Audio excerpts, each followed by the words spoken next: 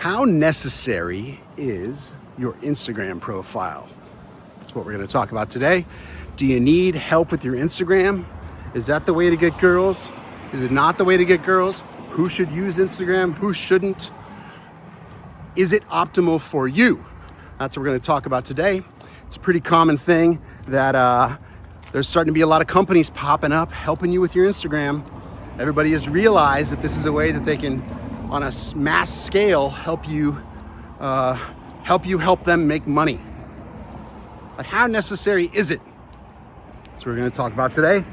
If you don't know who I am yet, welcome. My name's Jake. I'm a 20-year Hollywood pro dating instructor, traveling all over the world for many years. Done, 25,000 cold approaches. I feel like I'm in a good position to give you some advice. So that's what we're going to talk about today. Now, the common thing that I've seen, the argument for this Instagram, is essentially, Sartain, who I think is great, by the way, and I highly recommend you use this program if you're in the position to do so. But I don't like the idea of his argument. His argument is, well, if I ask a bunch of hot girls around me how they got their boyfriends, they'll all say, well, none of them will say cold approach, and they'll all say social circle, okay? That's a truism that we've all known in the dating community for a very long time. Something we know to be true. Women like social circle, time-honored traditional way of meeting people. I met him through a friend of a friend, that kind of a thing, right? So do we hate that? No. Is it okay? Yeah.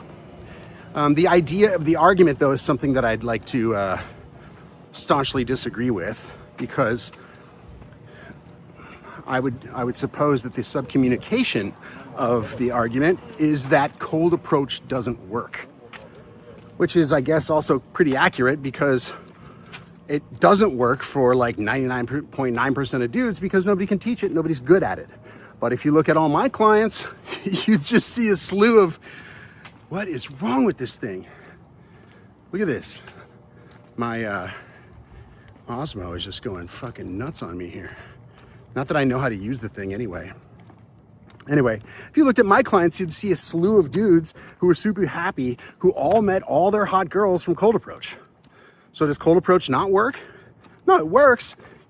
Just that most people are terrible instructors at it. Even at the highest levels, you have guys who don't understand cold approach. Very difficult skill to learn, very difficult to master, super difficult to teach, because even after you master it, you still have to master all the different forms of game for all the different types of guys. How does a guy who is into books game? How does a guy who's super charismatic game? Those are two different guys. They require two different approaches, and most coaches kind of barely even get through learning themselves. Right? So tough skill to learn. That's why it's so difficult to find girls who met their guys through cold approach. It's because cold approach, also good cold approach doesn't look like a cold approach, right?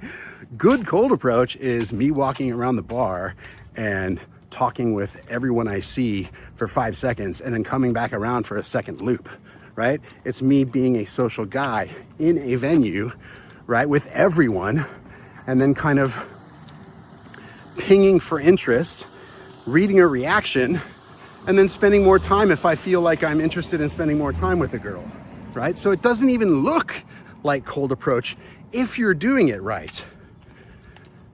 Would the girl say, yeah, he cold approached me? She would go, no, we just met in a bar. She wouldn't describe it as cold approach either. Makes sense?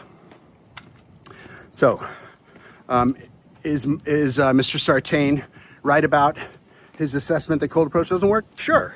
Am I right that it does work? Sure. There's room for both, right? So, on that note, do you need the Instagram or do you not? Okay? Here's what I think. I think this boils down to where you are at in your learning progression. If you are a guy who already has a good skill set, you've already experienced some quality, you've already experienced some quantity in your life, and now you're looking for high-level women for specifically a relationship, and you're ready to do some committing, I think it's a great idea you go get your Instagram looking good, because it's a pretty commonly known thing now that women use your digital profile to kind of get to know you when you're not around, right? You meet them, or you get introduced, and then later she wants to know more about you. So she checks out your Instagram, and it's that period after meeting you where she thinks about you more and more and wonders and has questions. Just women like to investigate. That's how they investigate these days. They look at your Instagram, okay? Now, if you are a beginning guy, and commonly beginning guys are just looking for quantity, just looking to kind of, in my opinion, get their skill set together, then I don't think it's super necessary that you go and have this remarkable Instagram profile. I think your attention and focus could be much better spent on maybe removing some things that are wrong about your approach, or removing some areas of lack of expertise from your skill set than you could ever, than the benefit that you would gain from having a great Instagram profile. Here's the example for that, okay? Your success and your quantity, quality, all that, your success is going to be exactly two things. How good are you? And who sees you looking that way? How much exposure are you getting? If you get tons of exposure and you got great game, you're gonna have a great result, right? If you got tons of exposure though, and your game sucks, you suck, right? There's just gonna be a lot of people who know you're a loser, unfortunately. And I don't say that loser word to come down on you, because I myself have gone through the process of learning a dating skill set, right? So if you are a great skill set, but nobody sees you, right? You don't have any at-bats, then you're not gonna have any success either.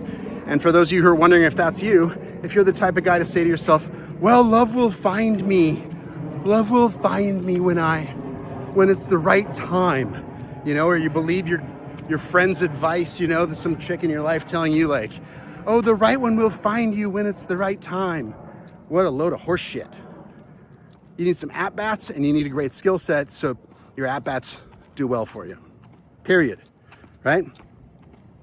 So if you are a guy who's looking for quantity, you're in your little hoe phase, which, by the way, I think everybody should be a little bit of a hoe